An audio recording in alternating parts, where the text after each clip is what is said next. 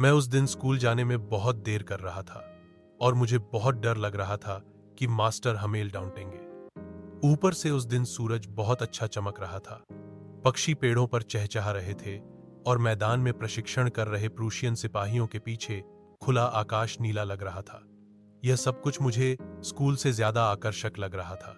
जब मैं town hall के पास से गुजर रहा था तो मैंने देखा कि बहुत से लोग नोटिस बोर्ड के सामने खड़े थे। यह वही जगह थी जहां पिछले 2 वर्षों से हमेशा बुरी खबरें आती थीं। युद्ध की घोषणाएं, हार की खबरें और नए आदेश। मैंने सोचा कि अब क्या नया आदेश आया है, लेकिन बिना रुके स्कूल चला गया।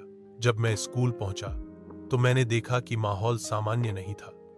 आमतौर पर जब स्कूल देर से पहुंचते थे तो बहुत शोर होता था। किताबें खुलने की आवाज, पाठ दोहराने की गूंज, मास्टर हमेल की डांट। लेकिन आज सब शांत था, जैसे रविवार हो। मैं डरते डरते अंदर गया। मास्टर हमेल ने मुझे डांटा नहीं, बल्कि बहुत कोमल आवाज में कहा, अपनी जगह पर बैठ जाओ फ्रांस, हम तुम्हारे बिना शुरू नहीं कर सकते थे। मैंने देखा कि आज मास्टर हमेल बहुत खास कपड़े पहन कर आए थे।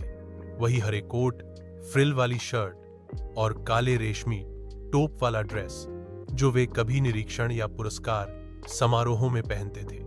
कक्षा में कुछ गांव के बड़े लोग भी पीछे बैठे थे, जैसे हॉक्सर, पूर्व मेयर, पूर्व पोस्टमास्टर। वे भी दुखी और गंभीर लग रहे थे। मास्टर हमेल ने कहा, बच्चों, आज मैं तुम्हें तुम्हारा अंतिम फ्रेंच पाठ पढ़ा रहा हूं। बर्लिन से आदेश आया है कि अब से स्कूलों में केवल जर्मन भाषा पढ़ाई जाएगी। आज तुम्हारा फ्रेंच का आखिरी पाठ है। यह सुनकर मुझे बहुत शर्म आई कि मैं फ्रेंच पढ़ना और लिखना ठीक से नहीं जानता था। ऐसा लगा जैसे अब तक मैंने अपनी भाषा की कभी कद्र नहीं की थी।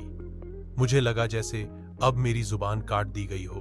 मास्टर हमेल ने कहा, जब कोई जाति गुलाम बनती है और अगर वे अपनी भाषा को सुरक्षित रखते हैं तो यह उनकी आजादी की चाबी होती है।